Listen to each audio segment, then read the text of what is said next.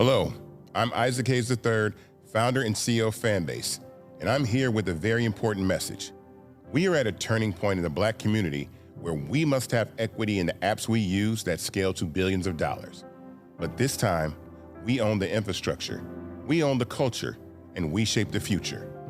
And Fanbase is the future. Fanbase combines the free functionality of Instagram, TikTok, and YouTube into an all-in-one platform built for the evolution of social media and monetization.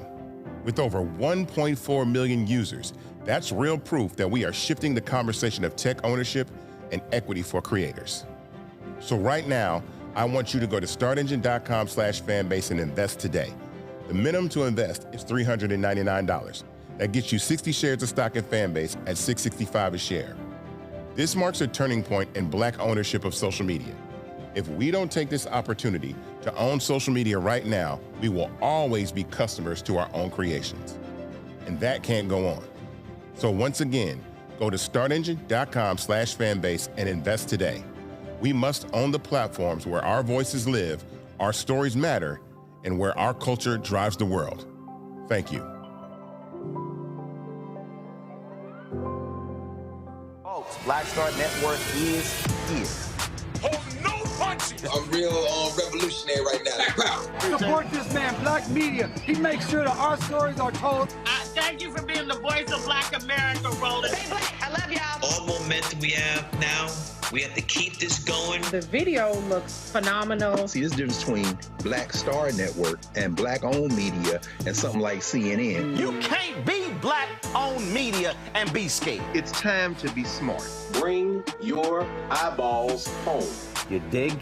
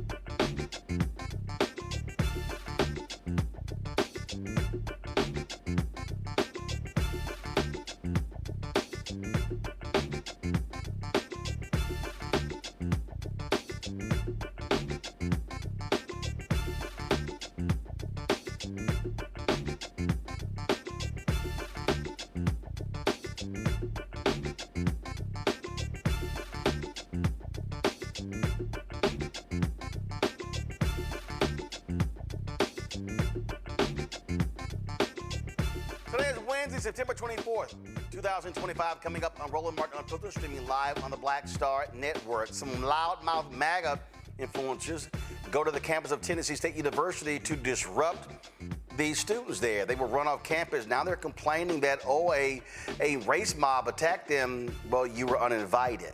We'll talk about that. Also, parents in Georgia are pissed off after some white students showed up in blackface at an event. Yep, that racism continues. Plus, Donald Trump close advisor Laura Loomer has a racist attack against Congresswoman Jasmine Crockett. No shock, because that's the kind of people he likes to hang out with. Also in Mississippi, University of Southern Mississippi and the Mega Psi Phi face a federal lawsuit after a student says hazing left him hospitalized. We'll talk with his lawyer. We'll also hear from the president of the National Education Association about her plans to take on Donald Trump's administration's education agenda. Plus, two black men falsely accused in one of Boston's most infamous murder cases are finally get some justice 34 years later. Democratic leader Hakeem Jeffries held a news conference today talking about, of course, the looming federal shutdown. Lots to break down. It's time to bring the funk on Roland Martin Unfiltered on the Black Star Network. Let's go. He's got it. Whatever the miss, he's on it. Whatever it is, he's got the scoop, the fact, the find. And when it breaks, he's right on time and it's rolling. Best believe he's knowing. Putting it down from sports to news to politics. With entertainment just for kicks, he's rolling. It's on go, roll, y'all. It's Roland Martin, yeah. Rolling with Roland now. He's funk, he's fresh, he's real, the best, you know he's Roland Martin now.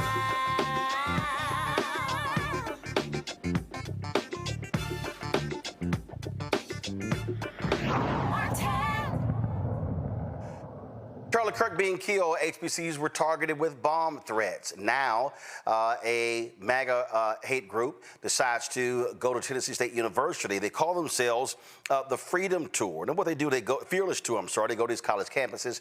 Now, here's the deal. They showed up at Tennessee State uninvited, did not seek permission, and set up their table. And the whole point, this is what the whole point was. You see right here, DEI should be legal, deport all illegals now. Then they got upset because students grabbed their signs and tossed them. And then, of course, they were escorted off campus by security. Now, the videos have been going around social media. Let's just roll it, turn the audio up.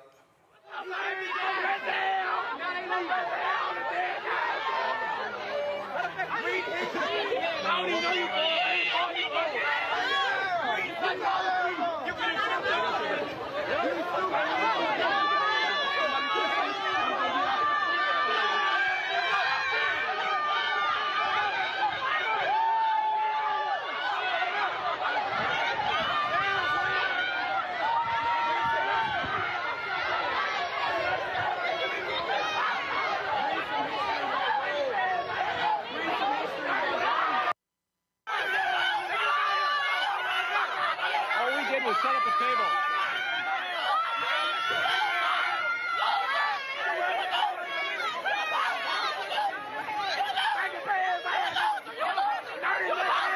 MAGA supporters invaded our HBCU. What is going on over here?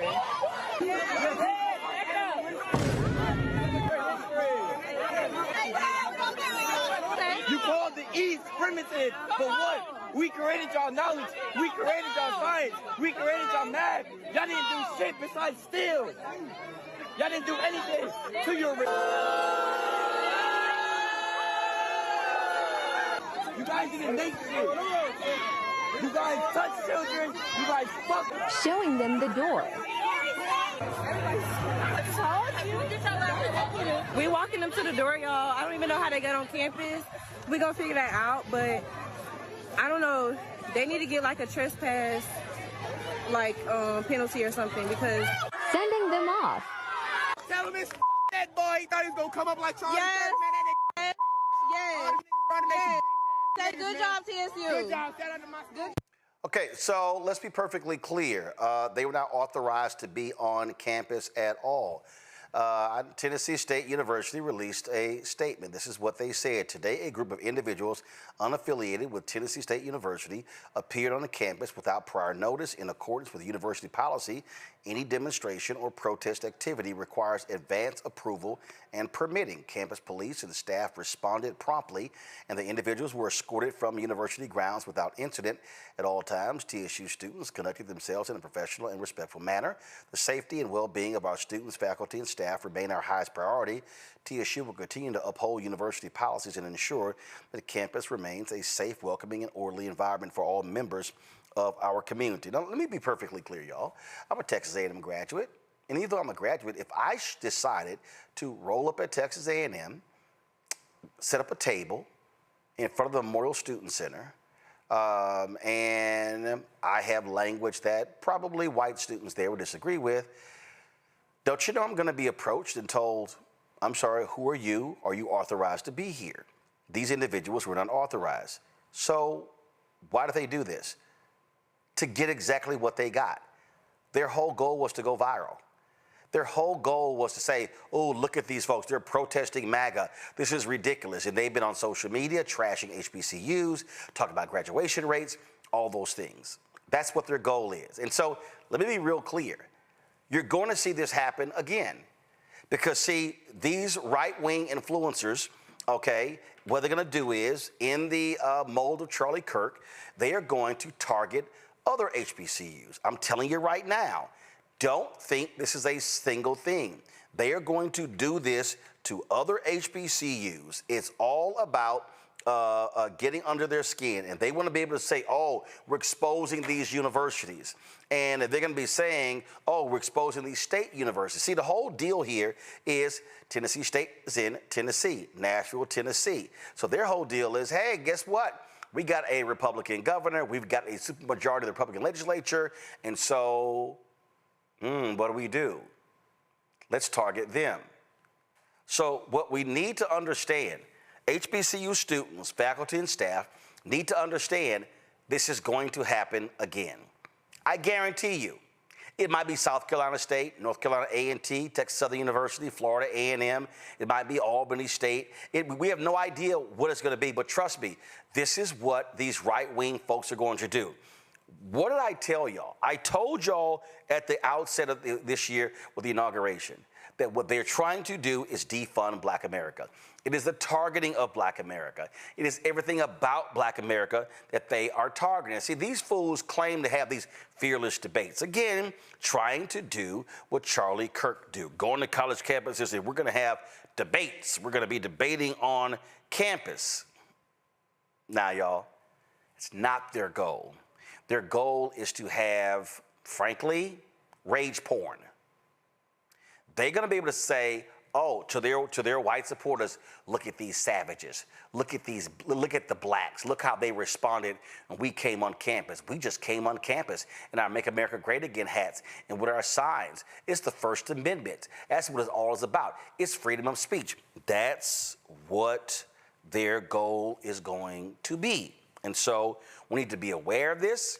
We need to understand what their strategy is and to realize exactly what it is they're going to try to do. And so bottom line is these folks here, we know exactly who they are. We know exactly who they are. We know exactly how they're going to operate. We know exactly how they stand. And so it's just crazy. It's just crazy. Now, the TSU released a second statement. Okay, let's go ahead and read. Let's pull that up, please. Let's pull that up. And so again, that was an initial statement, then that was a second statement. And again, I just need y'all to understand what these people are all about. And so when we reached out to Texas Tennessee State, we wanted to have, of course, some folks appear on the show, but they actually declined. So this is what was released after the disruption. said, Dear TSU community, this afternoon, a group not affiliated with TSU, identifying themselves as Fearless Debates, appeared on campus without approval or notice. It has been brought to our attention that Fearless Debates has visited several other universities across the country. At TSU, the group carried poster boards with messages such as deport all illegals now and DEI should be illegal. The presence of hostile groups on our campus is not merely a political statement. It is an attempt to draw attention to their views by creating visibility at the expense of Tennessee State University students. The presence of hostile groups on our campus is not merely a political statement. It is an attempt to draw attention to their views. While we recognize and uphold the Constitution's rights to free speech, we also understand that there's a difference between exercising this right and engaging in actions that seek to disrupt, demean, and incite fear within the community. TSU Police Department, Metro Police Department, and staff responded swiftly by assessing the situation for any potential threat, de-escalated and escorted the individuals from university grounds without incident. TSU will not tolerate attempts to undermine the safety or value of our community. We stand in solidarity with our students and staff. We remain committed to ensuring our campus is a sanctuary for dialogue and education. As of this evening, we continue our investigation and are reviewing all video footage to determine how the individuals gained access to our campus. Thank you for your vigilance and for standing united in the face of provocation. So, folks, again, just need to understand. So many campuses are frankly wide open. You can literally walk on a lot of college campuses. They're not bound by gates and things along those lines. So it's no surprise this happened. Andrew Clark is the managing partner of District Legal Group DC. He joins us right now. Andrew, glad to have you here. Like I said, Andrew, this is real clear what's going on. They want viral moments. They want to be able to ramp up their right-wing MAGA base to say, look at this. We're unwelcome on this campus. Republican lawmakers, y'all should penalize them. Yeah, and the interesting thing that I saw here is I think that they weren't just looking for a response, Roland. They were looking for a violent response because they wanted the violence. They wanted an uprising. And we're just not giving it to them. This school has 8,000 students. And like you said, it was inevitable that people were going to be perturbed by the fact that they were on campus. They knew this going in. But they didn't want to really debate anybody about anything. You see them walking around on live. These do not look like people that are seasoned debaters that are going to make their points. They weren't setting up fielding questions. They wanted to go there for a spectacle. And they wanted to go there for a spectacle because they thought that they were going to be the sacrificial lambs. They thought that they were going to get beat up by these 8,000 plus students at this school. And it did not happen. And I commend all of the students at that school for not taking the bait and for driving them out, and even some of them yelling facts at them as to why their positions are complete nonsense.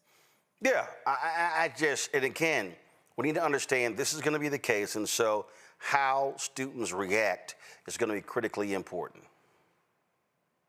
Absolutely, absolutely, because as you said, it's going to be in other schools. There are other schools that are going to experience this, and if they follow this blueprint here, we're going to keep seeing these videos. They're going to keep getting escorted off of campuses, and like you said, it's going to be a free speech type of debate. But then it's hypocritical because we have the issue that we're dealing with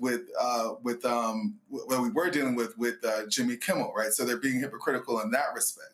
But I think that the reaction, as long as it's nonviolent and as long as it's spoken word, right, and not physical violence, then we are going to carry the day with this strategy. Yep. So we know exactly what it is these folks are doing, and it's clear. All right, I'm going to go to a break. We'll be back right here, Roland Martin Unfiltered on the Black Star Network. They said the quiet part out loud. Black votes are a threat, so they erased them. After the Supreme Court gutted the Voting Rights Act in 2013, Republican legislatures moved fast. New voter ID laws, polling place shutdowns, purges of black voters from the rolls. Trump's Justice Department didn't stop it, they joined in. In 2018, his DOJ backed Ohio's voter purge system, a scheme that disproportionately erased black voters. Their goal, erase black votes and political power. Yeah, that happened. These are the kinds of stories that we cover every day on Roland Martin Unfiltered. Subscribe on YouTube and download the Black Star Network app. Support fact-based independent journalism that centers African Americans and the issues that matter to our community.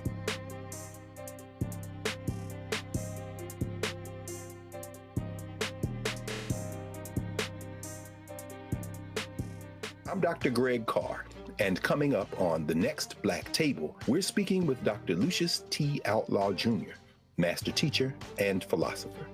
He takes us on his journey to discover and celebrate Black philosophy. From my undergraduate years at Fisk all the way through my PhD, I was never in a philosophy class where I had a professor who was a person of African descent, nor assigned a text written by a person of African descent, ever. How he pushed back at those who said there was no such thing and got us all thinking about what it means to be Black. That's on the next Black Table, exclusively on the Black Star Network. This is Eric Dickerson, and you're watching Roland Martin Unfiltered.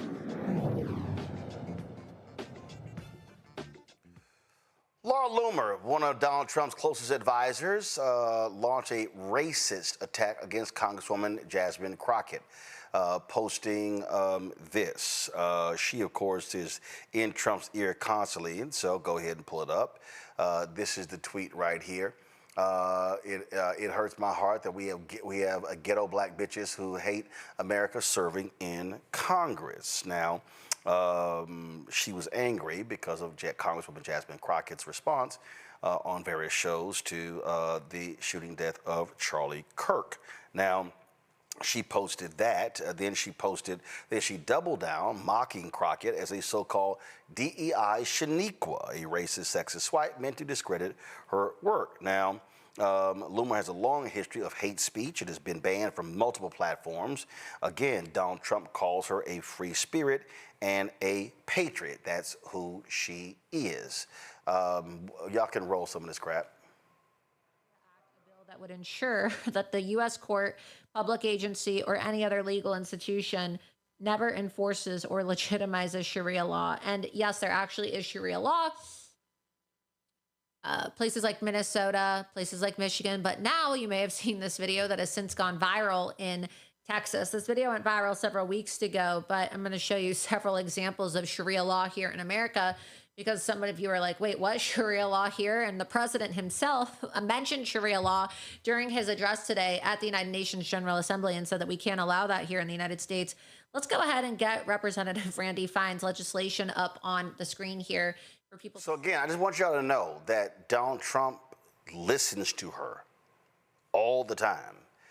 Donald Trump is taking her advice. She's actually led Donald Trump to fire a number of people from the federal government. But this is who these folks are, okay? They can't make an argument based on substance, so they have to resort to racist attacks. So, Andrew, none of us are shocked by the Loomers of the world. None of us are shocked how they act, how they respond. And so this is Donald Trump, this is MAGA, this is the Republican Party. Yeah, we're not shocked, but it's still jarring to hear in such a public space people speak so negatively about another Black woman. I mean, Black women make up 4% of Congress, but if you see the clips, it's almost every single time that they open their mouth, they're attacked. And Jasmine Crockett is somebody that is unapologetically Black, and she's unapologetically in her space, and she speaks the truth. She speaks through facts. Now, sometimes people might think it's insulting, but she still is speaking through facts. And the way that she's presenting it, I guess they would like her to not be as affluent and not be as articulate as she's speaking, but she's a very, very powerful woman. And Loomer attacking her is just so, in my eyes, it's very disgusting. And it should be, I'm glad that she's kicked off of these platforms, because it's something that should never, never be seen, especially by young, impressionable children.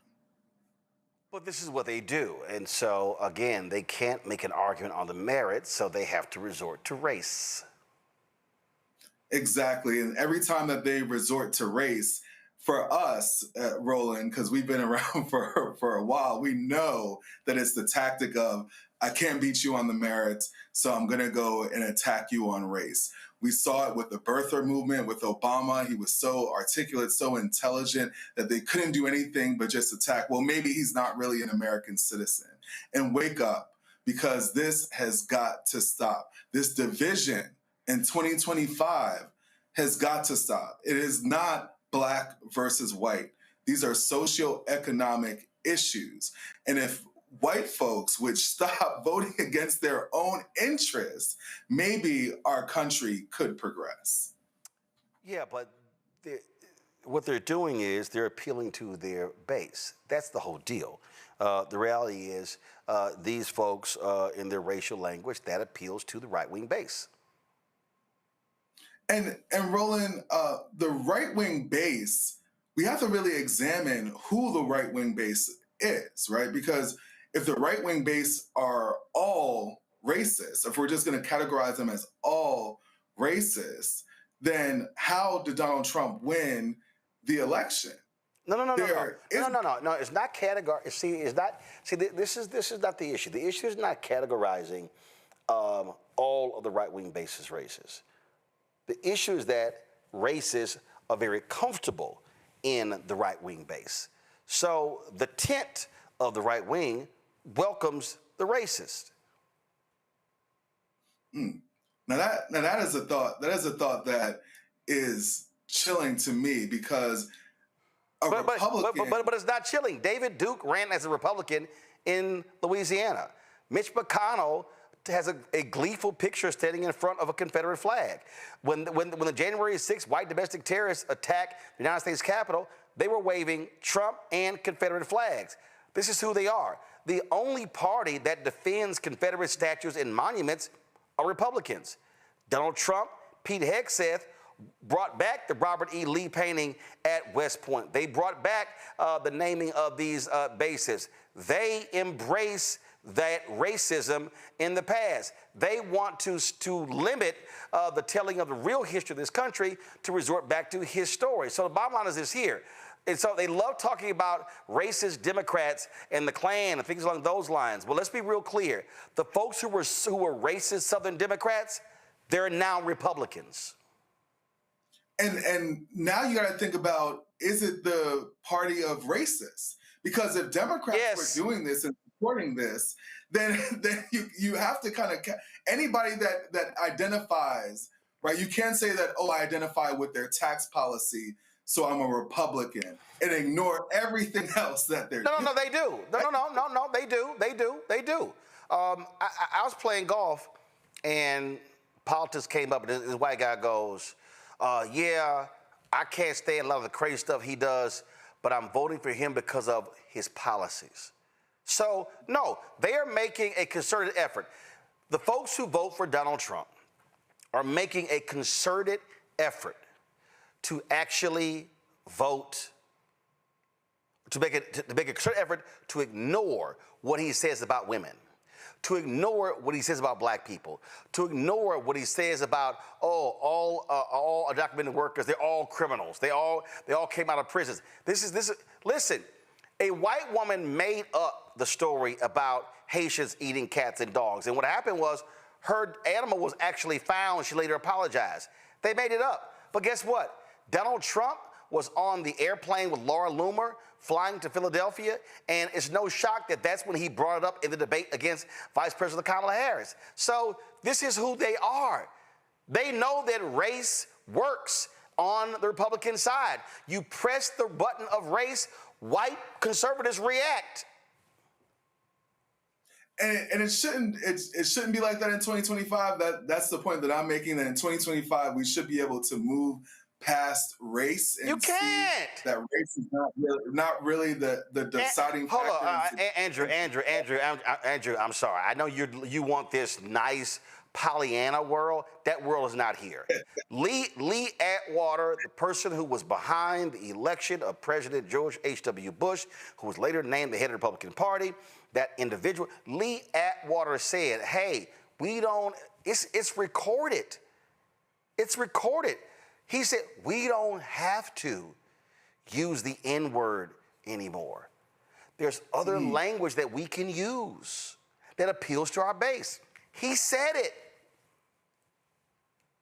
So every single time now that we have a Republican candidate, they're going to insert race to be able to divide their base. I don't think they're dividing their base. No, they're not dividing their base. They're not dividing their base. What they're doing is they are inciting their base. Listen, you can campaign on race. Where did Ronald Reagan start his presidential campaign? The same place with the same county where the 3 civil rights workers were killed. Ronald Reagan could have picked anywhere in the country. Nope. He chose to do it in the county where Cheney, Schwerner, and Goodman were brutally murdered by the KKK. Yep, he did that. That was Reagan. Wow. That was Reagan. So it's no surprise that Reagan refused to veto the anti-apartheid bill. That's no shock. It's no surprise. He opposed the federal holiday of Reverend Dr. Martin Luther King Jr. It's no surprise that he made up the welfare queen story of a black woman who was stealing money on welfare. Okay, that's who he was. Now, he might have had a great smile. He may have been, the Gipper and all this sort of stuff like that, but it doesn't mean that he wasn't racist. And see, what we've done in this country, what we've done is we have to understand there are racists and there are people who practice racial politics, and that's the difference. And so we have to recognize these things, and that's why I'm just saying that they are who they are. They are who they are, and they are going to use the issue of race. You could be talking to a group of white Republicans. This happened in Chicago. There were a group of black Republicans in Illinois who were presenting data trying to get the Republican Party to appeal to African Americans. After the presentation, the first thing the white Republicans said, now we're not going to support the increase in welfare. Black Republicans look at each other like, did any of us bring up welfare? But that's state of mind. Bruh, that's just who they are. And for me, I think that I actually am going to go back on something that I said. Based off of what the Republicans are saying now outwardly, because they really aren't hiding it anymore. If you still identify with the Republican Party, you can't separate yourself from that view. You can't keep saying it's about tax policy. You can't keep saying that it's about their worldviews or their nationalism. This is simply, they're going after race. They're attacking black cities. They're attacking black mayors. They're going after race. So I think at this point, if you're part of the Republican Party, then you got to accept that you're for racism and you're for these racist ideologies. Oh, no. They don't. No, they're not going to do that. They're not going to do that. Again, they're going to say, oh, how dare you? How dare you bring up race? They're not going to say that, oh, well, you know what? When it comes to, the death penalty, no, you just can't sit here and make this thing about race. You can't do that. This is who they are. And so, again, for the people who don't know, who are unfamiliar with this, go to my iPad. This is what I call the Atwater tapes. Go.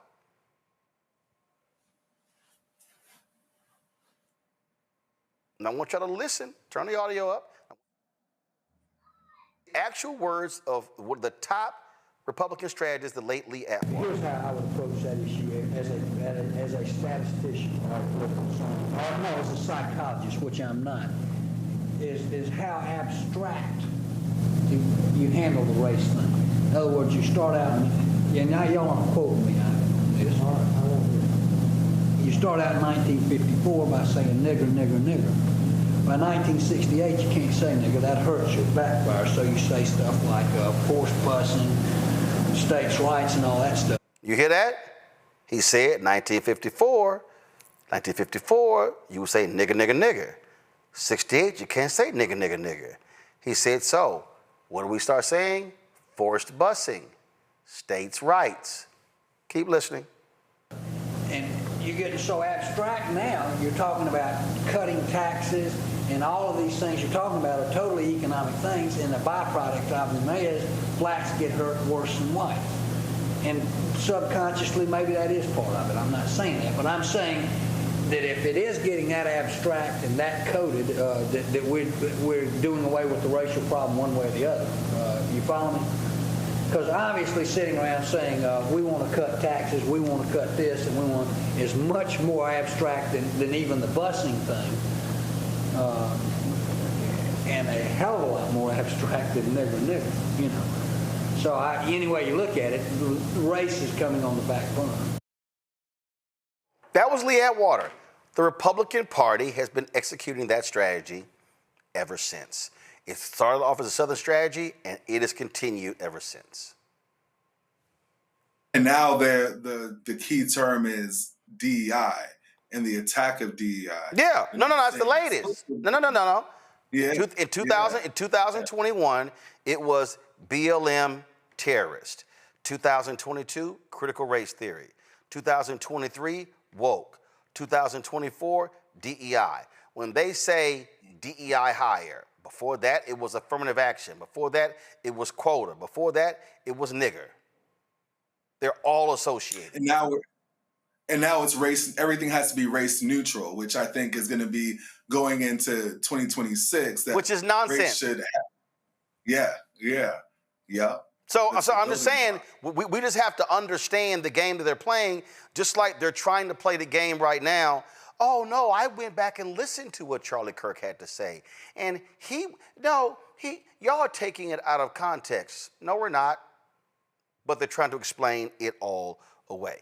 That's what is going on. So I just need people just to realize that, listen, the strategy has never changed. It has never gone away. It simply morphs into something else. And what did Lee Atwater say there? He said it was the abstract. He said if we keep it in the abstract. He said if we talk about cutting taxes, he said that's going to hurt black people. When we start talking about a smaller government, he understands what that means because 1 out of 5 African Americans work for government. We just have to, 1 out of 5 every federal employee is African American. We just need to understand what's going on here. And so the problem is with white mainstream media, they don't want to deal with the issue of race. They want to say, oh no, these white people in the Midwestern states, the flyover states, no, it's economic anxiety. No, it's not.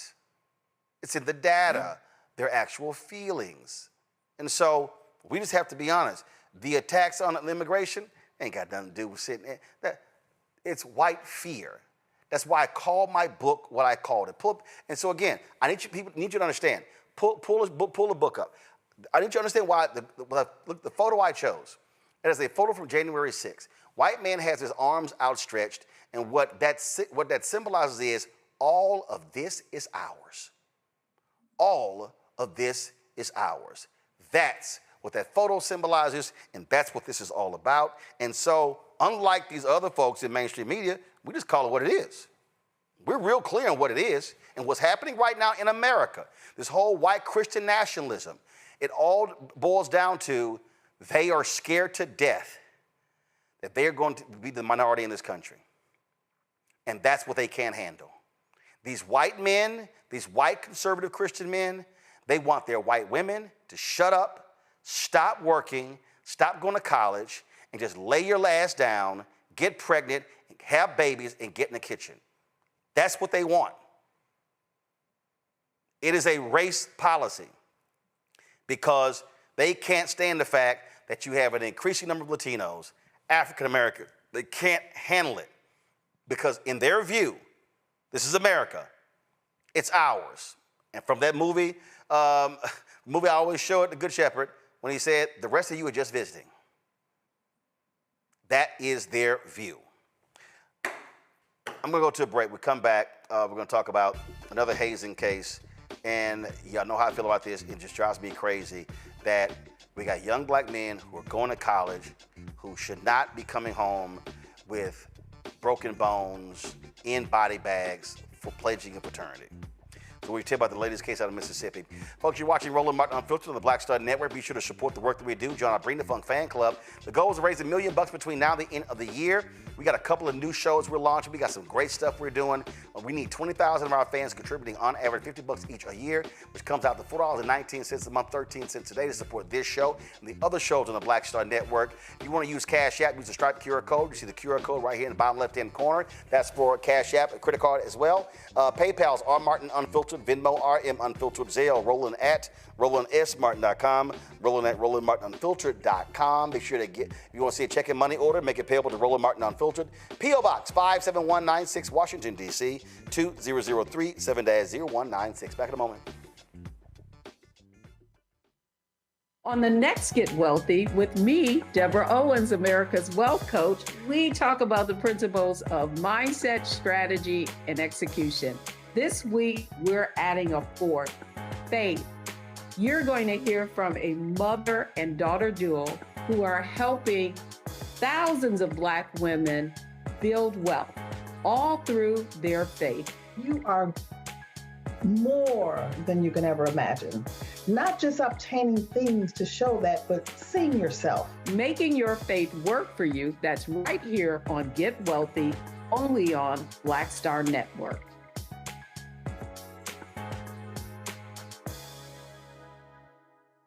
Hey, I'm Malcolm Lee, and you're watching Roland Martin Unfiltered.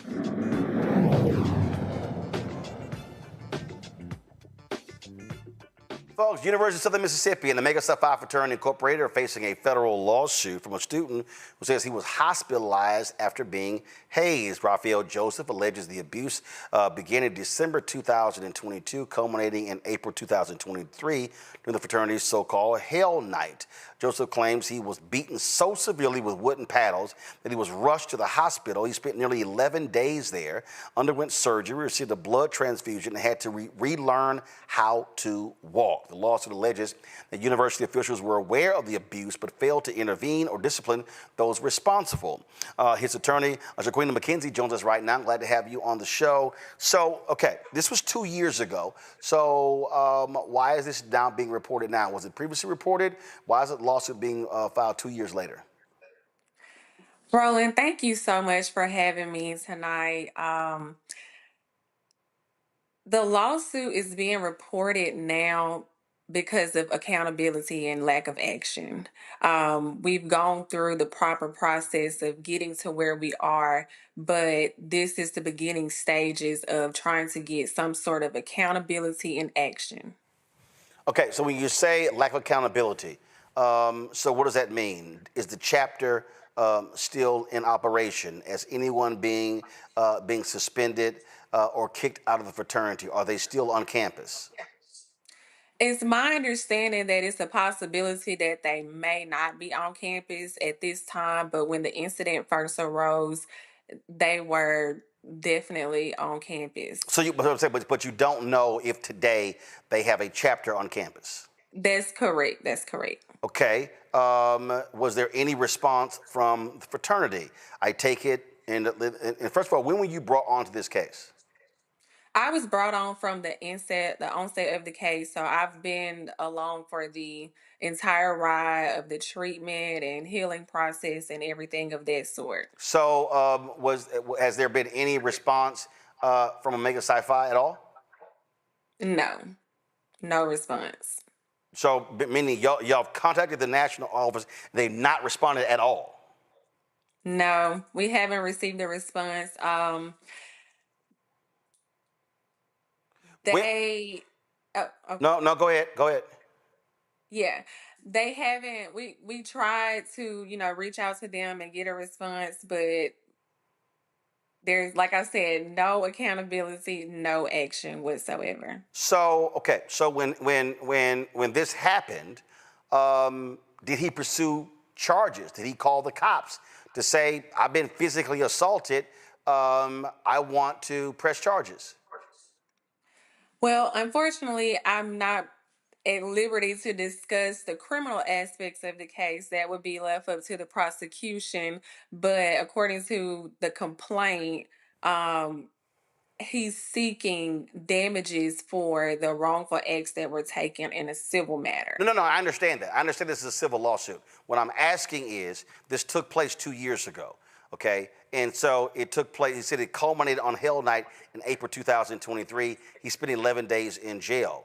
Did he reach out to authorities to file to press charges against the individuals that actually beat him or allegedly beat him? I'm not sure if he pressed charges, but it's my understanding that there were some criminal aspects to the case, but I don't deal with the criminal side. I left that to the prosecution. No. I understand you don't deal with the criminal side, but the point I'm making is was anybody ever charged, indicted, prosecuted for what took place to him? They were charged. Who exactly, I'm not sure. But I do not know if an actual trial has been held or any type of sentencing. Okay, so you're saying that there were folks who were actually charged. All right, fine. Well, I mean, we'll look that up. But again, I would think that first of all, that would actually bolster your civil lawsuit if that was the case, because if they were actually convicted, I mean, that actually helps your case. So none of that is in your lawsuit. No, none of this lawsuit doesn't deal with anything criminal. Okay, no, I understand it doesn't deal with anything criminal. What I'm saying is, but nothing regarding that is even in the lawsuit. Is he still No. is he still enrolled at the school? He's not, unfortunately, due to the circumstances and all of the events that arose after the incident, the lack of sincerity and just trying to make him feel comfortable from the university and the organization, he had to withdraw from the school. Did he enroll somewhere else? Eventually he did, but that led him to be about 2 years behind, and I think he may have had to even switch his major because it wasn't available at the school that he went to. Andrew, got a question? Yes. In terms of the theory of the case, can you talk to us about, for the civil case, the counts and what the theory is on liability? Yes, in terms of USM, it's all about Title IX. We're alleging that, according to the complaint, we're alleging that USM does not take hazing against males seriously. They take female hazing cases more seriously than they take male hazing cases. According to the complaint, USM brushes off male hazing as boys will be boys, as opposed to if this were a female, they would have taken more accountability and action. This is the whole case is about, they knew that this was going on. This is not the first time that this has happened on USM campus. This is not the first time that it involved a member of Omega Psi Phi. Just a year before, one of the initiates actually came out at his probate on crutches. This was visible for everyone to see, know, and I mean, we're just alleging failure to supervise, failure to investigate, just not protecting my client's civil rights. And also, is this also against Omega Psi Phi fraternity or just the school?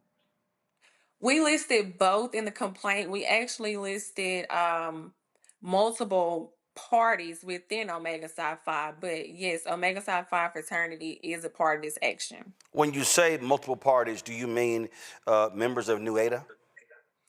Yes, we listed the local chapter, the local grad chapter, a couple of the local organizations that may be under an umbrella. We listed everybody that we feel played a role in this action. All right, then. Well, certainly keep us abreast of the outcome of this case. Mr. McKenzie, thanks a lot. Thank you. Folks, last night, Jimmy Kimmel was back on air, issued an emotional monologue, about 28-minute monologue. And it was, of course, total time was 28 minutes. Of course, he became visibly emotional as he recounted the support he received from folks all across the country and the world. He emphasized the importance of free speech, sought to clarify his intentions regarding his comments regarding Charlie Kirk. Disturbed individual. That was really the opposite of the point I was trying to make, but I understand that to some that felt either ill-timed or unclear, or maybe both. And for those who think I did point a finger, I get why you're upset. If the situation was reversed, there's a good chance I'd have felt the same way. I have many friends and family members on the other side who I love and remain close to, even though we don't agree on politics at all. I don't think the murderer who shot Charlie Kirk represents anyone. This was a sick person who believed violence was a solution, and it isn't. Ever. And also, selfishly, I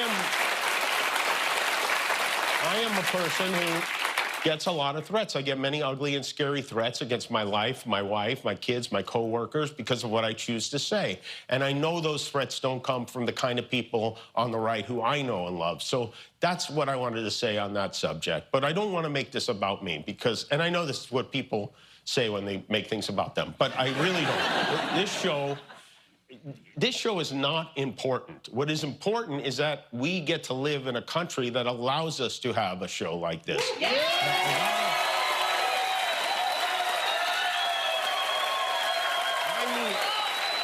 I've had the opportunity to meet and spend time with comedians and talk show hosts from countries like Russia, countries in the Middle East, who tell me they would get thrown in prison for making fun of those in power, and worse than being thrown in prison. They know how lucky we are here. Our freedom to speak is what they admire most about this country. And that's something I'm embarrassed to say I took for granted until they pulled my friend Steven off the air and tried to coerce the affiliates who run our show in the cities that you live in to take my show off the air. That's not legal. That's not American. That is un-American, and it is so dangerous. Now, the White House has spent lots of time claiming, oh my God, they had nothing to do with this, that they're not, that this was really all about Disney. Really? This is what the twice impeached, criminally convicted con man Donald Trump actually posted on his ridiculous little Truth Social. I can't believe ABC fake news gave Jimmy Kimmel his job back. The White House was told by ABC that his show was canceled. Something happened between then and now because his audience is gone and his talent was never there. Why would they want someone back who does so poorly, who's not funny, and who puts the network in jeopardy by playing 99% positive Democrat garbage? He is yet another arm of the DNC, and to the best of my knowledge, that would be a major illegal campaign contribution, which is BS. I think we're going to test ABC out on this. Let's see how we do. Last time I went after them, they gave me $16 million. This one sounds even more lucrative. A true bunch of losers. Let Jimmy Kimmel rot in his bad ratings. So, Andrew, this is Trump actually contradicting the lies his own people were telling. Yeah, how does he say that he had nothing to do with it, but then he says, well, let's try to get some more money out of them for doing it? It makes absolutely no sense. And then this stream of consciousness, which is clearly a trademark when you know that he's actually the one tweeting, is something that at this point, I don't think that anybody is taking this seriously except for the right. But the problem that we have here is now Jimmy Kimmel, in the clip that you just showed, seems a little bit scared in watching his words, because I've watched him in the past, and he usually is very confident in the words that he's using. And it seems like here that he's being very careful. And I think that that's a sign that the First Amendment is eroding, that now every time he speaks, he's going to wonder, is this something that's going to land the network in a lawsuit? Is this something that's going to get my job taken away from me again?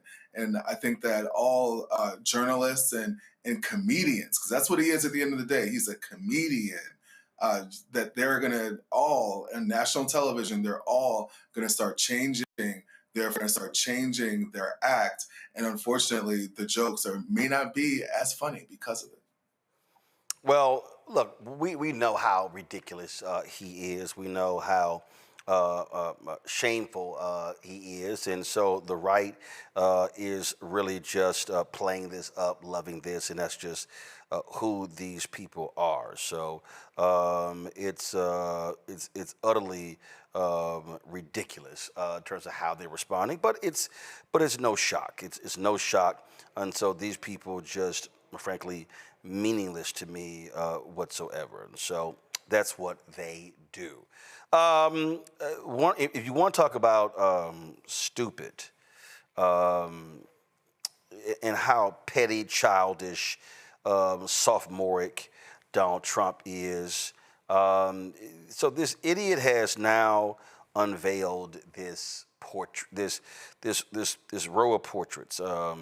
And it really is despicable what he's done. So let me show y'all this. Give me 1 second. So I saw this earlier on the Twitter feed of this Margot Martin, who is a special assistant to the president and communications advisor. So Trump, who is just doing stupid stuff. So You know, that walk to the White House, we've often seen videos, pictures, you know, in movies as well. And usually, so you have the colonnade, got the columns, and you got the wall. So Donald Trump decided, you know, he can't just, he can't help himself. He has to slap something on any wall. So this idiot has now put up what is called a presidential walk of fame. Okay, come on, go my iPad. I don't get it, but look how just stupid this is, okay? But I want to show you how childish he is, okay? So then you see, for some reason, I don't get it. He decides to elevate the Bill Clinton, George W. Bush, Barack Obama, then his ridiculous photo. Then what he's done, he is so trash. He's so trash. Instead of a photo of President Joe Biden, he puts up a photo of the auto pen with Joe Biden's signature. And then we get to see his shameful, ugly mug. Andrew, this is what I mean by a childish, despicable human being. I mean, I was going to ask first, because I think I'm still believing that I'm dealing with a logical... No, you're not. No, you're not. You weren't 4 years. You weren't 8 years ago. You're not dealing with it now. These people are childish, pathetic, and they're despicable.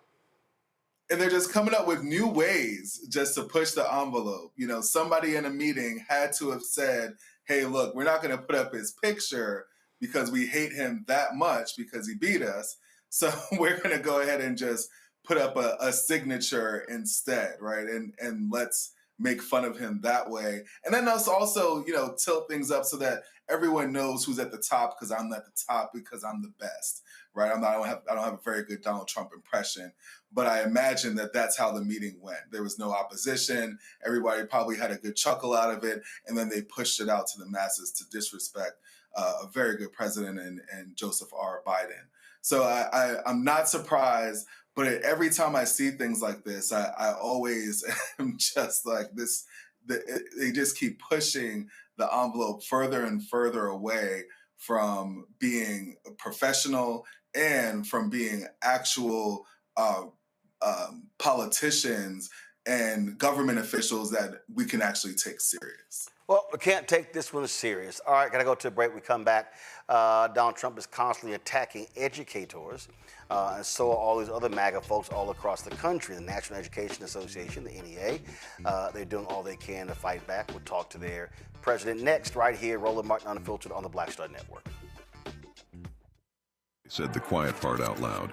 Black votes are a threat, so they erased them. After the Supreme Court gutted the Voting Rights Act in 2013, Republican legislatures moved fast.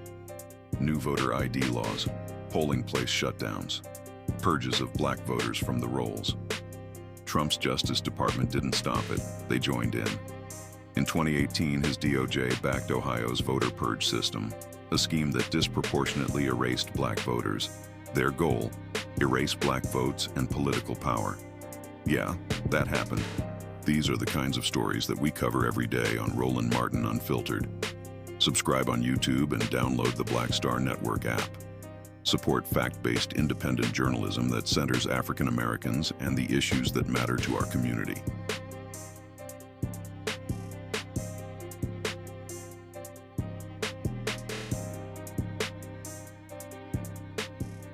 In my book, The Power to Persist, I share 8 simple yet powerful habits, a blueprint for transforming obstacles into opportunities and pressure into purpose. Just as they fueled my rise from the South Side of Chicago to a national stage. And on the Power to Persist podcast, I bring that blueprint to life.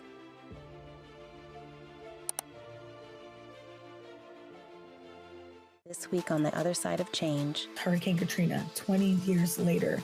Cannot believe that it's been more than 20 years since we saw Black people and Black communities across New Orleans and the South being failed by our government.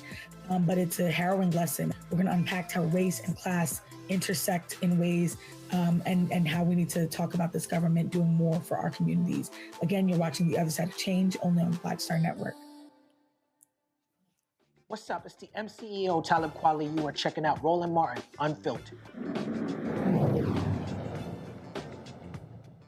There's a massive attack against public education in this country by the far right MAGA Donald Trump. They want to dismantle the U.S. Department of Education. They're cutting grants, they're cutting access, they're getting rid of meals for low-income students, you name it. And they claim that this is all in the interest of improving education. Then you've got Ryan Walters, the superintendent of Oklahoma, who says, oh, his great idea is to mandate every high school have a Turning Point USA chapter on their campus. How is that going to improve the low education and the low test scores and passage rates of Oklahoma? You see, this is what these folks are all about.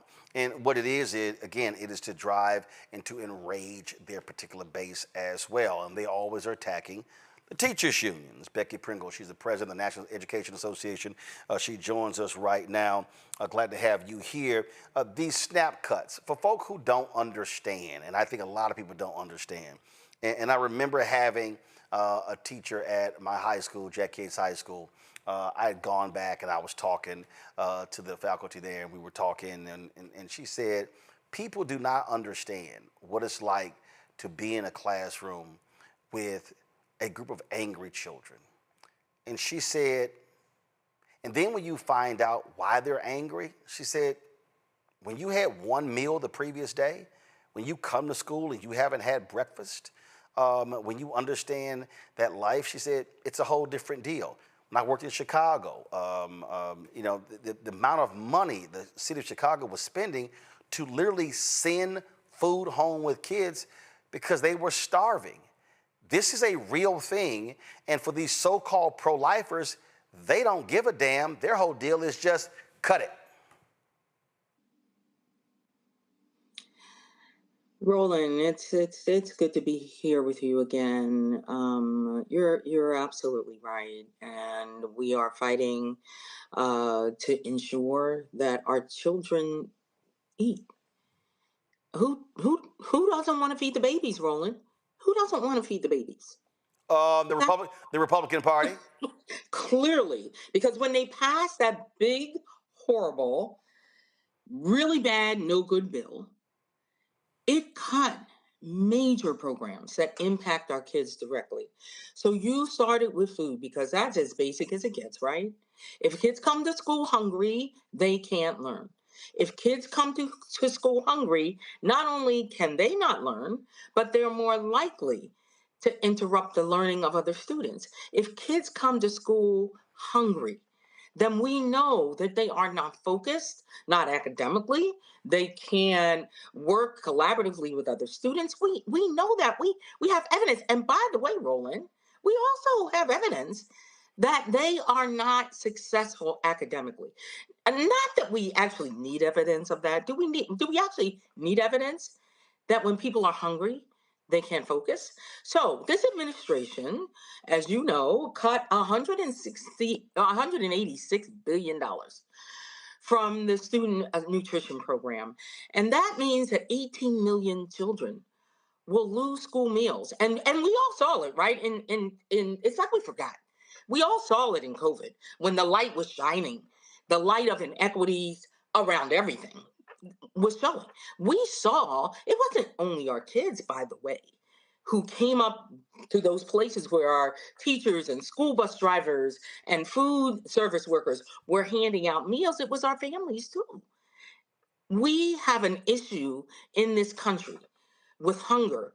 And when we're talking about cutting money for our kids to be able to eat, not only is that not okay, but we have to understand what that means, not just for the hungry child, but for all of our children. And again, when we talk about SNAP benefits, I think people really are confused. Some people seem to have this idea that we're just giving people, you know, $1,000, $2,000, $3,000 a month to buy food. That's not what the average SNAP benefit is. It's not, and let me add to that too, Roland, because I know you've heard this too. That many people don't believe they benefit from SNAP benefits. But let me just point out 2 states. In Texas, over 3 million kids depend on those benefits. That's 2/3 of our children in that state. When we go to Mississippi, it's the majority, vast majority of the students that are depending on that. And then when we add to it the cuts to Medicaid, most people don't know that over 40% of our kids get their health care from Medicaid. So combined, how in the world do we think our kids can be successful, not only in learning, but in life? Well, guess what? They're not going to have those opportunities and access. They're not going to advance academically or be able to work collaboratively and solve these wicked problems that are facing this country. They're not going to be able to do that if they are hungry and they're not healthy,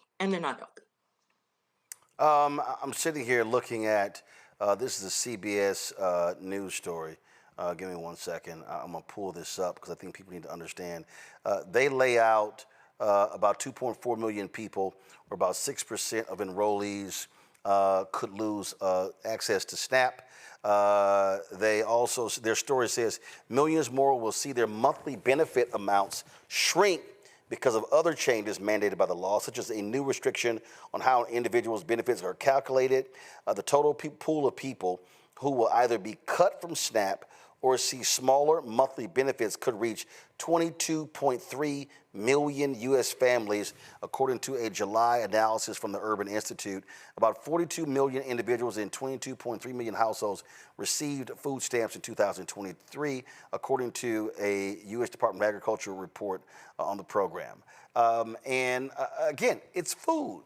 And these folks have been going through you can't buy certain food items. How dare you? You be buying lobster. What are you doing? Stuff along those lines. And you just sit here and you just shake your head and you're like, what the hell is wrong with you? And here's the other deal. A whole bunch of these people, because see, again, a lot of these average white people out here thinking, oh, that's the black folks, they're helping illegal immigrants. No. They're cutting the benefits of poor white people. It's one of the reasons why Roland and I talk about the outsized impact in rural communities. And we have rural white communities, we have rural black communities, rural indigenous communities. And the impact is outsized because those communities depend on funding from the federal government more than others. And let me add this too, Roland, because this is something that a lot of people don't know. When the Trump administration decided to cut everything that supports the American people, some of the things that that folks didn't know that is directly tied to health and food, and that is just cuts to the U.S. Department of Agriculture. People don't know that those cuts actually impacted our schools in this way. We were not getting the funding that we had gotten previously for creating and making healthy foods. We had done so much work, Roland, during the Biden administration to really not only talk about feeding kids, but making sure that they had healthy foods. So during that administration, we really dug into what's called scratch cooking. And you and I know what that is. And not everybody knows what that is. You know, Roland, my mom was the head cook at a Head Start center in Philly. And I'm going to tell you, my mother could do some stuff with government-issued cheese that would make you want to slap your mother. Not mine, of course. Every official from the school district that can find their way to her Head Start Center for that Wednesday Thanksgiving meal, because she knew how to do scratch cooking. And the U.S. Department of Agriculture was providing funds to schools so we could teach our food service workers how to do that kind of scratch cooking so they could work with healthy ingredients and fresh foods. Cut. So it's not only the food itself, but it is the quality of the food too, Roland. And that's what we're talking about when we talk about not doing what we must so that our kids can learn and they can live and they can thrive. This was a graphic of that CBS story that's pretty interesting. And so here's what's crazy. You're talking about SNAP benefits on the high end of $231 a month. And it shows that each state, people who are expected to lose at least $25 a month. Some people can lose more.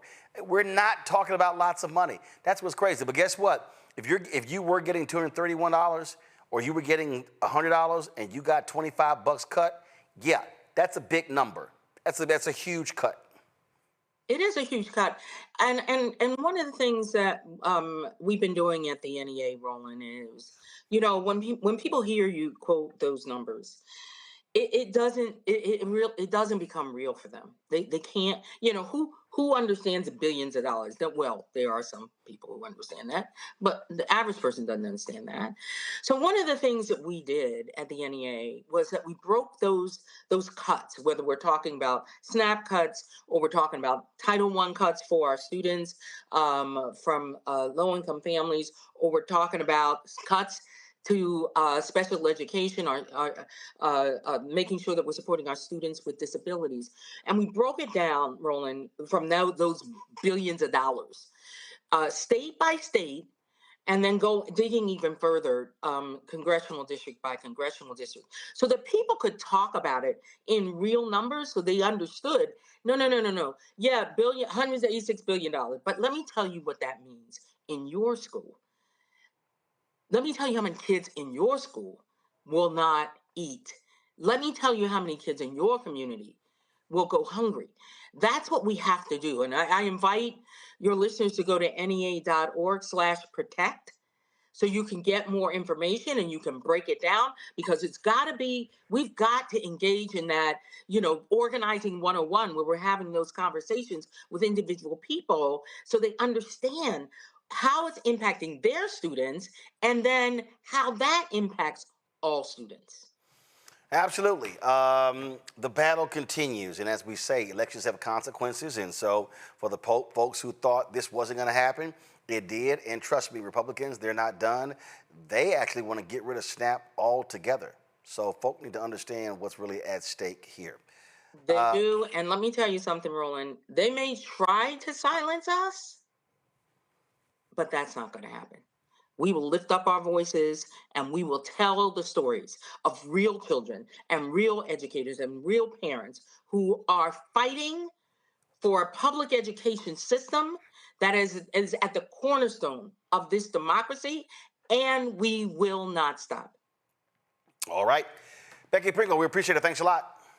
Thanks, Roland. All right, folks, going to break. What happens when a candidate running for governor, talking about education, says segregation? Not bad. That happened in New Jersey. I'm going to play it for you when we come back. Roland Martin Unfiltered, the Black Star Network. Support the work that we do. Join our Bring the Funk fan club. Your dollars are critically important. The goal is to get 20,000 people on average contributing $50 each a year. That's $4.19 a month, 13 cents a day. Support this show, the other shows on the Black Star Network, the new shows we're adding. We're going to be adding 2 new shows, maybe 3 shows by the end of the year. A lot of things going on, but your support is critically important. If you want to contribute via Cash App, use the Stripe QR code. You can also use the QR code for credit cards as well. PayPal's R Martin Unfiltered, Venmo's RM Unfiltered, Zelle, Roland at RolandSMartin.com, Roland at RolandMartinUnfiltered.com. Checks and money order, make it payable to Roland Martin Unfiltered, P.O. Box 57196, Washington, D.C., 2003 7-0196. Back in a moment. I'm Dr. Greg Carr, and coming up on The Next Black Table, we're speaking with Dr. Lucius T. Outlaw Jr., master teacher and philosopher. He takes us on his journey to discover and celebrate Black philosophy. From my undergraduate years at Fisk all the way through my PhD, I was never in a philosophy class where I had a professor who was a person of African descent, nor assigned a text written by a person of African descent, ever. How he pushed back at those who said there was no such thing and got us all thinking about what it means to be Black. That's on The Next Black Table, exclusively on the Black Star Network. Hello, I'm Isaac Hayes III, founder and CEO of Fanbase, and I'm here with a very important message. We are at a turning point in the Black community where we must have equity in the apps we use that scale to billions of dollars. But this time, we own the infrastructure, we own the culture, and we shape the future. And Fanbase is the future. Fanbase combines the free functionality of Instagram, TikTok, and YouTube into an all-in-one platform built for the evolution of social media and monetization. With over 1.4 million users, that's real proof that we are shifting the conversation of tech ownership and equity for creators. So right now, I want you to go to startengine.com/fanbase and invest today. The minimum to invest is $399. That gets you 60 shares of stock in Fanbase at $665 a share. This marks a turning point in Black ownership of social media. If we don't take this opportunity to own social media right now, we will always be customers to our own creations. And that can't go on. So once again, go to startengine.com/fanbase and invest today. We must own the platforms where our voices live, our stories matter, and where our culture drives the world. Thank you. This week on the other side of change. Hurricane Katrina, 20 years later. Cannot believe that it's been more than 20 years since we saw Black people and Black communities across New Orleans and the South being failed by our government. But it's a harrowing lesson. We're going to unpack how race and class intersect in ways and how we need to talk about this government doing more for our communities. Again, you're watching The Other Side of Change only on the Black Star Network. Hi, I'm Swing Cash, Basketball Hall of Famer, and you're watching Roland Martin Unfiltered.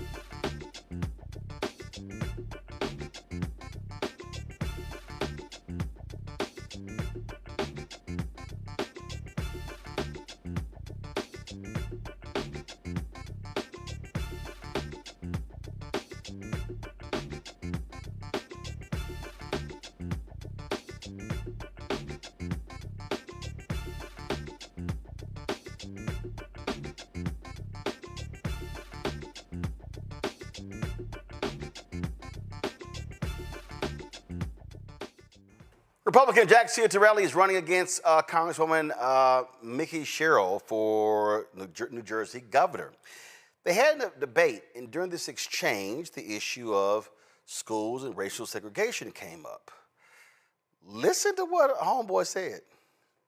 Since 2018, New Jersey has been embroiled in a lawsuit arguing more needs to be done to improve the state's segregated school districts, a problem rooted in long-standing housing discrimination and the number of small districts. Would you continue fighting this in court, and what do you think New Jersey can do to achieve less segregated schools? We do have the most segregated schools, but I wonder if we would be having this discussion if the performance of schools with predominantly Black student populations were outperforming schools with predominantly white populations. We need to get back on day one to improving all of our schools, and I intend to do that with a high-impact curriculum. New Jersey recently slipped from 2 to 12 on the national report cards. Most of that's because we haven't made up for all the learning loss following the pandemic when Phil Murphy and the Democrats shut down our schools for 2 years. We opened up our nursing homes, but we closed down our schools. Louisiana and Mississippi have moved significantly. Louisiana from 48 to 32 with a high-impact curriculum. What is that exactly? If your child is behind grade level in any of the critical life skills like reading, writing, and math, that child will spend the next market period and the one thereafter doing nothing other than reading, writing, math to get them on grade level. The data is clear. I'm a data-driven guy as an MBA CPA. If the child is not on grade level for reading, writing, math by the end of 8th grade, more than likely they will be underemployed their entire life. So while that lawsuit proceeds, let's fix the schools on day one with a high-impact curriculum.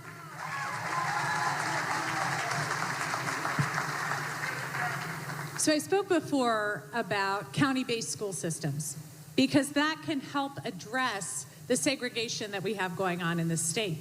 It's also the way we have some of our best performing high schools, but we need to do more. We need high intensity tutoring because we know there's learning loss. And that's a special kind of tutoring that I've supported here in the state to make sure students get back on track. We also need to address third grade reading and make sure we're pushing in phonics-based reading. We know that's the best way to help children read, and it's a reversal of the way reading has been taught lately. And we know third grade is that critical inflection point, because if you're not reading at grade level by third grade, you're not going to be able to move on very well to your math and social studies and history work if you can't read your homework. So in these ways, we can really push in as a state, get better outcomes, and address the segregation that we have going on here. Could you qualify if you're going to, with the lawsuit, clarify? Could you clarify if you're going to continue to pursue the lawsuit? I don't think it's the governor that's pursuing the lawsuit. The entity that's pursuing the lawsuit, I'm not going to get in the way. What I'm going to do on day one is fix our educational system. It's not the executive branch that's pursuing that lawsuit. They're fighting the lawsuit. The state is fighting the lawsuit. Yeah, we're not going to do that if they let the lawsuit proceed. But I'll tell you what, I was in Newark this morning at a house of worship that has the largest black congregation in the state. And you know what they said to me? Fix our school system. Fix our school system. So there's a number of metrics that tell us if a school system is failing: attendance rate, graduation rate, performance on standardized tests, readiness for career if you're not going to high school, going to college. If a school system is failing in 2, 3, or 4 out of 4 of those categories, that district, that community needs choice. I'm going to give them choice. My opponent is not going to give them choice. Mikey Sherrill, but 30 seconds for that, 30 seconds. I think what you just heard is a very clear difference. I care deeply about our school system, and I'm going to make sure it performs better. I'm going to make sure that we're educating children for the future, especially with AI coming.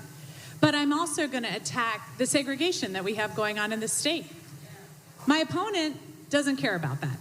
He just wants to talk about the schools, but has not come forward with any solution for the segregation. I care about both. That's what I'm going to do as governor. One final word. We could integrate the Newark school system tomorrow, and it's not going to improve student performance. We need to change the curriculum. Final thought, Mikey Sherrill, before our next I think question. you heard again that he has no intention of addressing the segregation in this state.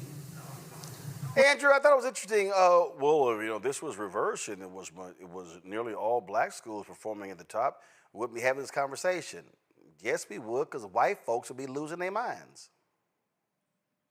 Absolutely. And the issue that I think both of those candidates in that clip did not address is the fact that it matters what zip code you are in, it is what school you end up going to. So if someone can afford to live in a certain zip code, they don't have the opportunity to go to a school that might be better funded. And then the other issue of, are you underfunding these schools in certain zip codes, and then you're giving more money to schools in other zip codes? Because it seemed like he was going to continue that same trend. It didn't seem like he wanted any kind of equality. He said he wanted to change the curriculum, but he talked nothing about the funding issue and the systematic racism that's happening in New Jersey that's promoting this segregation. Yeah, I'm like, dude, come on. We know what the hell's going on when it comes to these schools. Let's not play any of these little silly games. Speaking of silly, y'all, the internet is just always showing themselves out. So some folks put together this satirical video of a lot of these Republican talking points. And then I saw it, and they use AI for a lot of it. I thought it was absolutely hilarious. So what the hell? Here we go. Sir, the bill cut off your access to crutches. What now? It's fine. If billionaires walk taller, I'll crawl lower. That's freedom. My tuition tripled. No more federal aid. Still glad we voted for him. Yeah, totally worth it. Billionaires need a tax break. The big, beautiful bill shut our hospital down. Closest one's out of state. Still glad we voted for him. Hell yeah. I might even become a martyr. One of the perks of a cross-country trip is stopping for a meal and meeting the friendly folks who make up the heart and soul of our country. Hello, we're from the Northeast.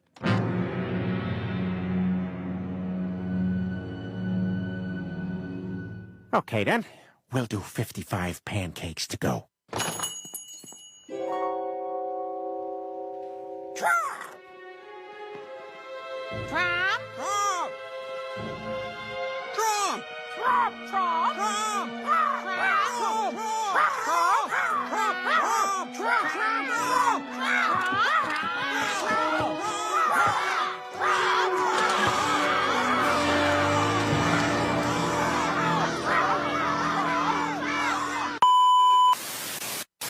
So I'll be losing my health insurance.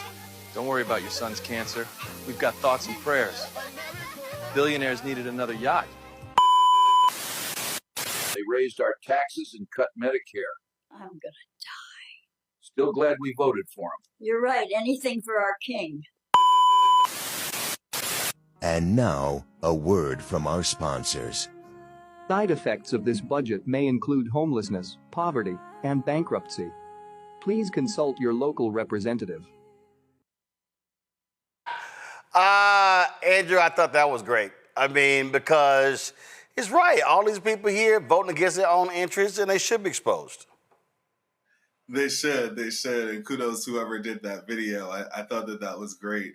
And, they absolutely just voting against your interests, and that just put it together so perfectly. I thought that was great.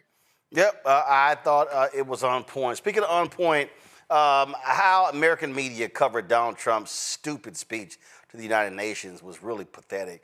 And this fool is still going on and on and on. We're going to figure out, who turned my teleprompter off and the escalator stopped working. I'm like you're petulant little child.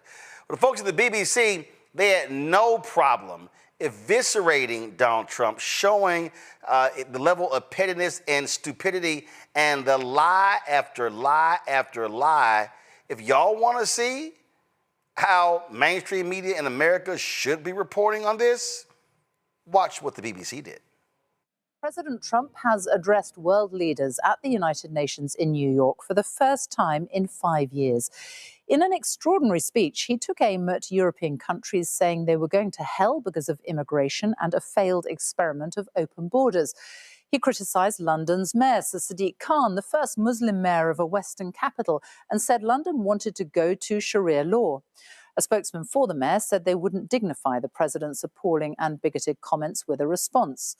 Donald Trump also called climate change the greatest con job perpetrated on the world and said green energy schemes were a joke.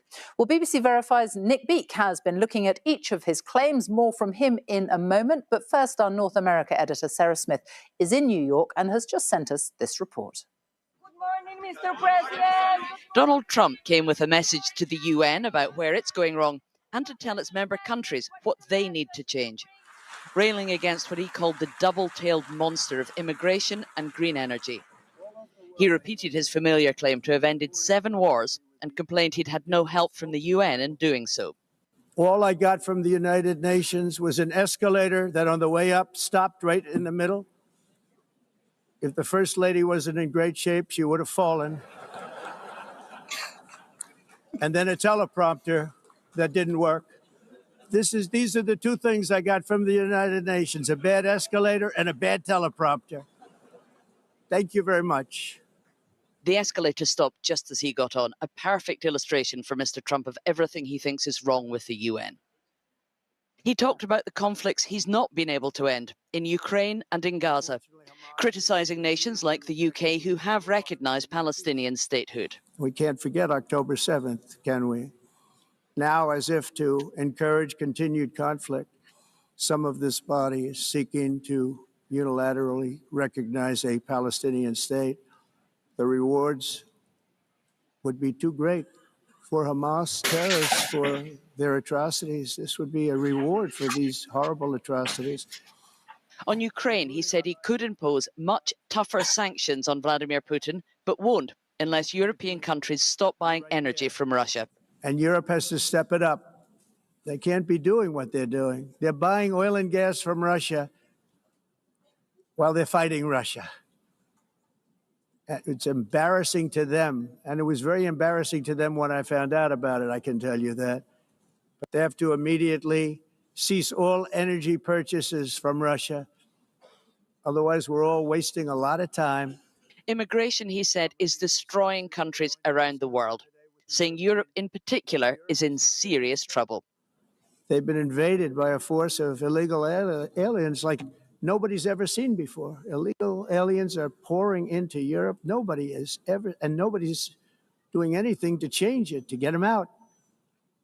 It's not sustainable. He singled out Sadiq Khan, the mayor of London, for criticism. I look at London, where you have a terrible mayor, terrible, terrible mayor. And it's been so changed, so changed. Now they want to go to Sharia law. But you're in a different country. You can't do that. Mr. Khan has said he's not going to dignify these bigoted comments with a response. Would be too great. The other great threat facing the world, according to President Trump, is not climate change, but attempts to halt it with renewable energy. Global warming, he said, is a hoax. It's the greatest con job ever perpetrated on the world, in my opinion. He specifically chided the UK for not drilling for more oil under the North Sea. For almost an hour, he lectured world leaders on what they're doing wrong, as he bragged about what he sees as his great successes in office. But first, let's go to BBC Verify's Nick Beake in Washington. And Nick, you've been going through some of the claims. Let's start with London wants to go to Sharia law. Yeah, that's right, Sophie. This was the startling claim made by President Trump today. Part of his message that immigration is destroying European countries, including the UK. We know that for the best part of a decade, Trump has attacked Sir Sadiq Khan, the mayor of London. But this appears to be the first time the president has claimed that London wants to go to Sharia law. There was this myth on the internet about 5 years ago that was quickly and easily debunked that the legal system would be moving to Sharia law. So that was then. Today, the mayor of London's office said that these comments didn't really dignify a response. They called them appalling and bigoted. And a government minister said for the record that Trump's claim was false. What about climate change? The president said it was the greatest con job ever.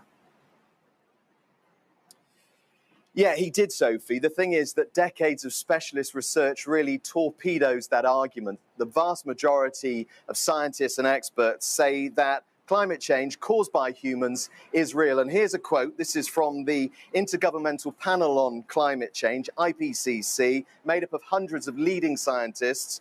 Human activities, principally through emissions of greenhouse gases, have unequivocally caused global warming. And finally, he also said, he told world leaders that he has ended 7 wars. Has he? No, he hasn't, Sophie. That is not the case. Trump claimed that thousands of people were dying in each of these 7 wars he talked about. But the reality is very different. Some of them were very quick skirmishes across borders. There was one that was a dispute between Egypt and Ethiopia over water, over the construction of a dam on the River Nile. There was no fighting there. President Trump says he deserves the Nobel Peace Prize, but the war in Gaza continues, as to the war in Ukraine, which, of course, Mr. Trump said he could end in just 1 day, Sophie. Nick Beake, thank you. Well, Sarah Smith is still with us, as you just saw. Sarah, how did this address to the United Nations go down? Well, that's really interesting because you could see how uneasy many of the world leaders listening to it were by the looks on their faces. But they haven't come out and criticised him yet. In fact, we've had the UN Secretary General repeating that they believe that America is essential to the work of the United Nations. Ursula von der Leyen from the European Union, for instance, has said she agrees with Donald Trump about Europe's need to end its reliance on Russian oil. I mean, Donald Trump came here 7 years ago and bragged about his achievements in office. And the people listening to him actually laughed at him. It was a humiliating moment for him. But things have changed so much. Nobody dares do that now. So even as they listen to him lecture them on how they should be running their own countries with these fixations on climate change and on immigration, he was still applauded at the end of it because everybody knows they have to treat Donald Trump much more carefully now. Our North America editor, Sarah Smith in New York. Thank you. See, that's how you break down the lie after lie, Andrew. But unfortunately, national media here, including that lie factory, Fox News, they don't care. They love it. Yeah, I actually watch BBC more often than I watch local news, because when they talk about the United States, it's no holds barred. And right now, they really are looking at us like we are a joke and that our leadership is laughable. And it's sad because although they believe that the United States is important because of historic reference, right now we have people in leadership that are all about their own self-interest, their own hatred for anything else that is not white male. Tell you right now, listen, they should have laughed at him because he looked like a buffoon standing up there insulting other countries. All right, folks, so some other news. 2 black men who were wrongfully accused in one of Boston's most notorious murder cases are finally getting some compensation. Alan Swanson and Willie Bennett will each receive a $150,000 settlement from the city more than 3 decades after being wrongfully blamed for the 1989 murder of Carol Stewart. At that time, Carol's husband, Charles Stewart, told police that a black man had carjacked them and pulled the trigger. The false accusation not only intensified racial tensions in Boston, but also placed innocent black men under suspicion. Eventually, the truth emerged, and guess what? It was that white man, Charles Stewart, himself who killed his pregnant wife and even injured himself to cover up the crime. He later jumped to his death from a bridge as the story began to unravel. Bennett will receive $100,000, where Swanson will receive $50,000. Now, I love this story here. Predominantly black high school in Memphis, Tennessee, was told that they were just too loud for a football game, and they got louder. The Memphis Central High School band says they were barred from playing at a varsity game in Brighton, pretty much white school, on Friday because they were considered a distraction and too loud. In response, the band showed up not with instruments, but with kazoos. The superintendent of Memphis Shelby County School District, Dr. Roderick Richmond, released a statement. He said, "I want to address the recent decision that prevented the Central High School band from performing at a Brighton High School football game on Friday, September 19, 2025. The award-winning CHS band is a source of pride for our district, having earned top honors at an international jazz festival earlier this year. Their dedication and talent are exceptional, and their performance would have been a highlight for all in attendance." While Brighton High's administration expressed concern about the sportsmanship, it is important to note that there is no TSSAA rule restricting bands from playing during live game action. As a former high school student athlete and college drum major, I know firsthand how athletics and the arts enrich student experiences. This is why both are pillars of our district's 5A's program, because they help shape well-rounded, confident young people. As a former principal, I understand the challenges school leaders face. That said, I stand in full support of the CHS band students, their director, and their principal. These scholars devote countless hours to practice and deserve opportunities to showcase their talent and hard work. We were pleased that the CHS band members and fans attended the game and found an amicable way to support our student athletes. We are certainly open to constructive dialogue with the BHS principal and superintendent concerning their stance on future band appearances. It was hilarious, y'all. Here's turn the audio up, them playing their kazoos during the game.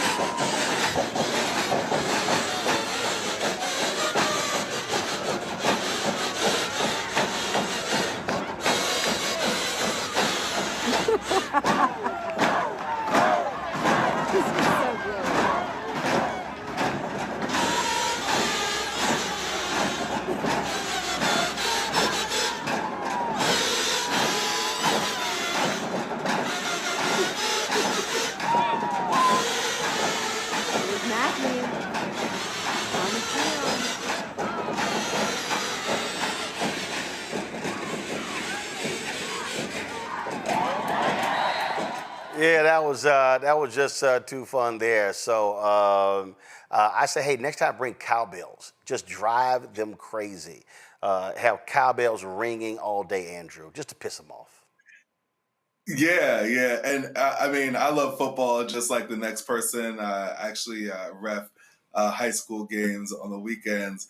But the band is why people are coming to these games. And I don't understand why you would not want these kids to play.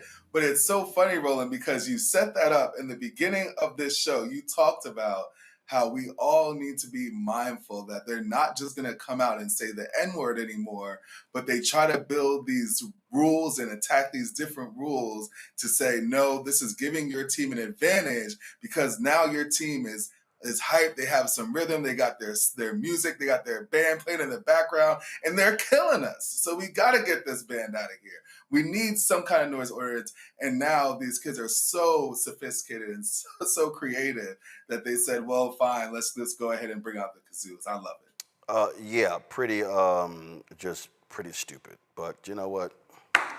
That's how it is. All right, going to a break. We come back. Democratic House Leader Hakeem Jeffries spoke today about the budget impasse. We'll show you some of that when we come back.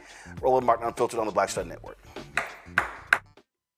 In my book, The Power to Persist, I share 8 simple yet powerful habits, a blueprint for transforming obstacles into opportunities and pressure into purpose. Just as they fueled my rise from the South Side of Chicago to a national stage. And on the Power to Persist podcast, I bring that blueprint to life.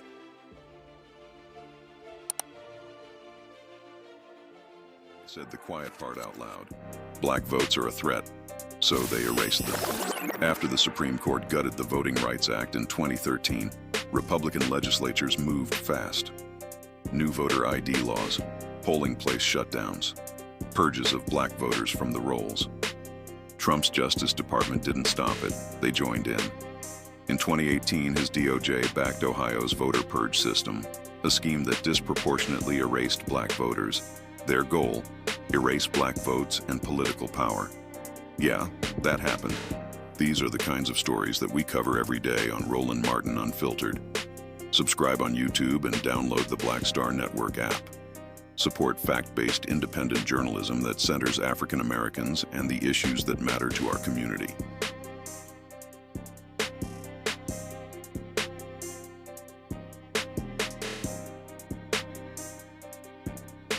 Carl Payne pretending to be Roland Martin. Holla! You ain't got to wear black and gold every damn place, okay? Ooh, I'm an alpha, yay! All right, you're 58 years old. It's over. And you are now watching Roland Martin Unfiltered. Uncut, unplugged, and undamn believable. Y'all know Chris can't count on 56. All right, y'all, this just happened moments ago. Vice President Kamala Harris is having her book tour. She was speaking in Manhattan. And, all of a sudden, pro-Palestinian protesters break out. Y'all notice, they never, ever go to a Trump event. Now, they broke out at Barack Obama's at a place he was speaking at just last week. Y'all keep showing up at Democrat events, but you never show up at Trump events. All right, this took place. Watch this.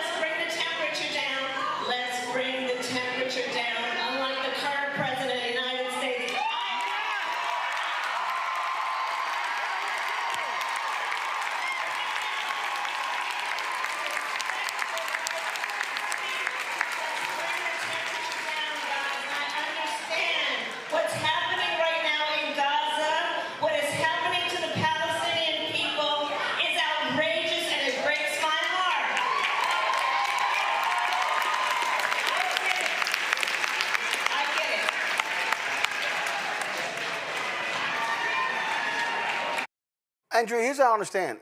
They never show up at a Trump J.D. Vance event. Never. No, they don't. They just choose to show up at Democratic events and cause this whole big scene, this whole interruption. And then we have the great, who I call the great. I know people can debate me about this, but I call the great Kamala Harris, former vice president, speaking and really bringing down the temperature, because she really could have raised the temperature. She could have said some things to ignite the temperature in the room at that point, but she didn't. And I love her for that. But we do show up in our own way in their places, Roland. It's not MAGA that's showing up in their spaces, but we do show up in their spaces as well. Who? To derail. No. I'm specifically speaking of pro-Palestinian protesters. Why is it that they will interrupt an Obama event, a Harris event, but they never interrupt a Trump J.D. Vance event? And who's in the White House right now? And you know, I would have to disagree with you on that, because I think that they are showing up. Show me the video. Show me the proof. When Trump was at was in Georgetown. Okay. No. When Trump was at Georgetown, when? When Trump was in Georgetown, and he was eating, I forget the restaurant it was. No. Georgetown. No. I didn't say the restaurant. Show me when Donald Trump or J.D. Vance is speaking somewhere at a rally, whatever. Show me when they're there. Oh yeah, I agree. At the UN speech, there should have been someone that. No. That's hold up. That's diplomats. No, I'm talking about whenever there's a rally. I have never seen. I don't see them ever interrupting a Trump J.D. Vance rally. I haven't. Have you? Wow. No, seriously. Have you ever seen? Hold up, 1 second. Not at a rally. No, I mean, look. I'm gonna go to my. Hold up. Let's see here. J.D. Vance was speaking today somewhere, running off his mouth, lying, and yeah, he was speaking. I mean, here he was speaking somewhere today. I don't recall them showing up there. I don't recall them interrupting what he had to say. Yeah. So again, so what's the point of being a pro-Palestinian activist and you're showing up at a Kamala Harris book event? She's not in the White House. She's lost that power. She's not there. So you show up at, hold up, let's see here. Because Obama told him, like, hey, just so y'all know, I'm not the person who is in power. You know, let me see if I can find it. This happened just last week, and again, he was just, you know, sitting there, and they didn't say nothing, didn't do nothing. And again, I just don't understand why they continue to do this. They will have an outburst at a Democratic function, but they won't say anything. They won't say anything when Trump or Vance speaking. I don't understand what they're getting out of it. Well, Roland, they protest in different ways, and I have to push back because they do equal opportunity interruptions. It may not be at the rallies. Okay, all right. So if they do it at a Democratic event, show me when they done a Republican one. Show me. Where was it? So it's not at these rallies or events. I agree that I don't have any rallies, but just a few weeks ago in Georgetown, Donald Trump was trying to celebrate the fact that he had this presence. And there was a lady that came in to Joe's Seafood and interrupted his dinner. No, I remember. Protested. No. I'm being very specific. That's in his face. Right, I got it. I mean, very specific. Okay, gotcha. That's one. What else? Yeah, they don't show up, and now they don't get in. They don't always get into the venues. As No. Right? You gave me one. Give me another.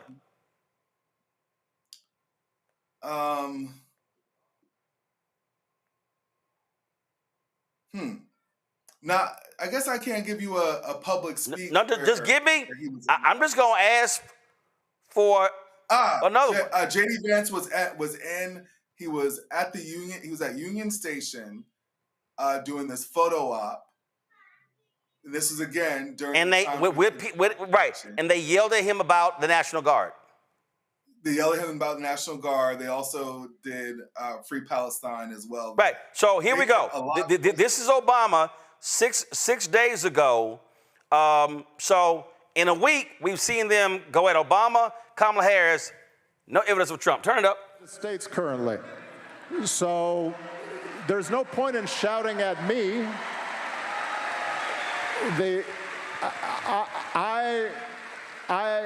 There's no point in shouting at me about it. I'm not in charge of foreign policy currently. Those who carried out October 7th. So again, they'll shout at Obama, they'll shout at Harris. That's 2 in 6 days. I don't see it at a Trump-Vance event. I don't see it at his Secretary of State. I don't see it at a Hegseth event. I don't see it at a Kristi Noem event. It's amazing how the folk, and again, I understand their argument. I understand what they're saying. I understand why they're doing it. My problem is it's pointless to show up at event. How about this here? Show up at a Mike Johnson event. He's the Speaker of the House. Show up at a Thune event. He's the Senate Majority Leader. They don't show up at Republican events. And I believe that what they're trying to do here is garner support from the Democrats, which they have. Wait a minute, hold up. What? Okay, there's no point in it. Okay, Andrew, here's the problem. Who controls the White House right now? The Republicans. Who controls the House? Who controls the House? Republican. Who controls the Senate? Republican. So what the fuck does it matter trying to get something from Democrats? They don't control a lever of government. There's nothing the Democratic Party can do when it comes to what Israel's doing to Gaza. Nothing. They don't have any power. So I don't understand. You protest two people, a former president and the former vice president who's not in office, but you don't protest the person the people who are in office, who actually have the power. I'm confused. Now, they still are protesting them. They're just not doing it in the same format. Okay, so explain to me again. Okay, gotcha. Okay, a couple of people accosted Trump at a restaurant in D.C. Got it. Okay, what else? Show me what else. Don't forget about JD Vance. That they accosted him in Union Station as well. And they do show up when it comes to I believe it was were they at the State of the Union address? No.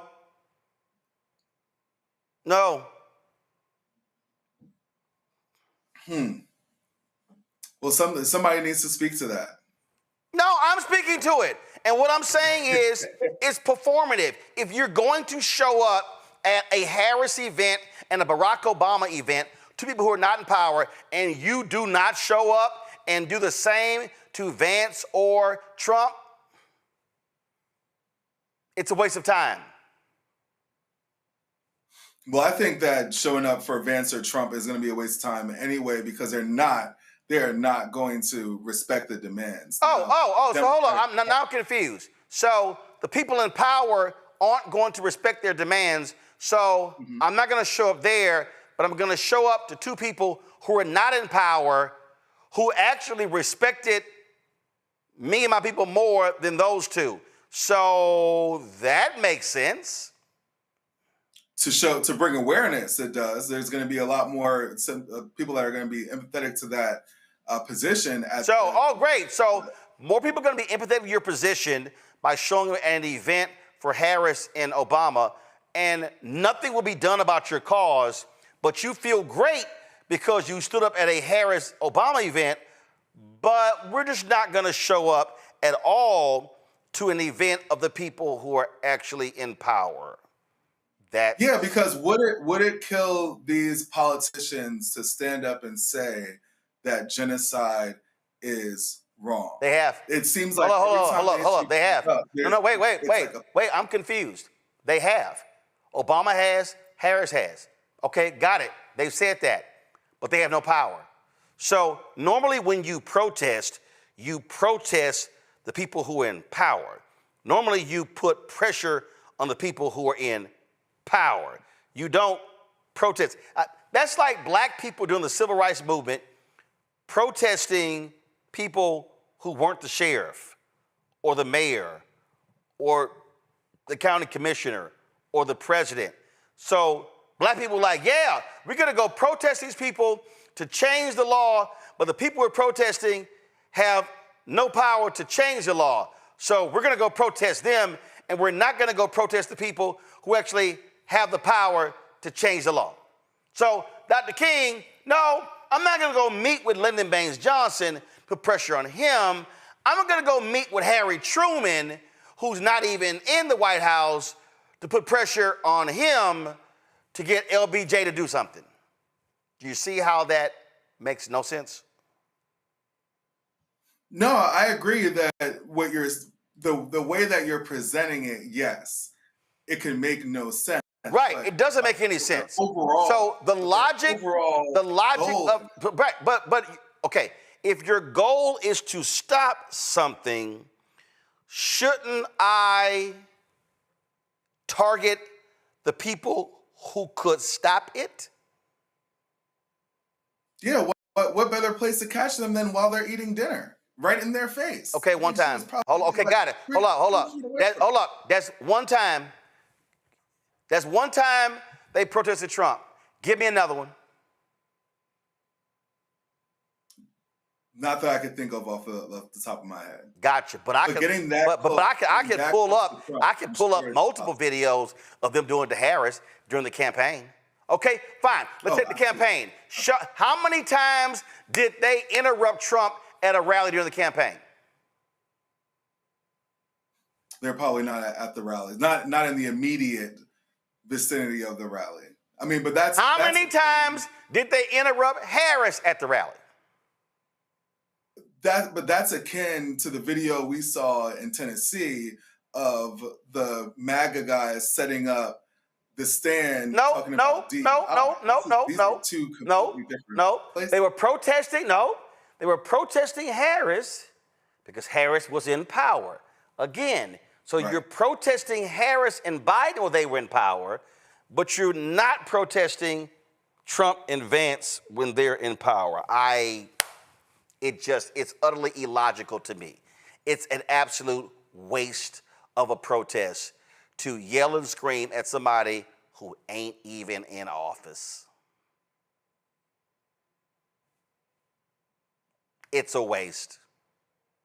It's a complete waste of time. All right, Andrew, that's it. We're out of time. I appreciate it. Thanks a lot. Folks, support the work that we do here at Roland Martin Unfiltered.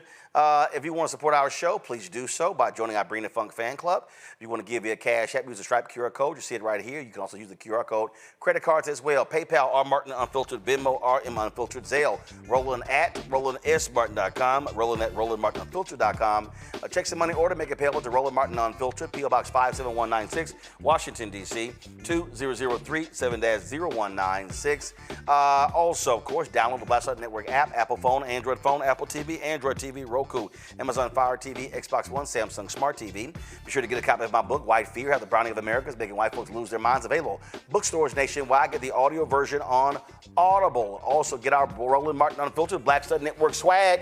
Go to shopblackstarnetwork.com. You can get our t-shirts, mugs, wall art, all kinds of stuff right there at shopblackstarnetwork.com. All these products to my left on the set You've got gym head wraps. You've got sauces. You've got face cream. You've got toilet paper. You've got hats and shirts, crossword puzzles. All of these are Black-owned products, and you can buy them, folks, at shopblackstarnetwork.com. Shopblackstarnetwork.com. Peruse our marketplace right now to check it all out. Folks, also, don't forget to support the app fan base.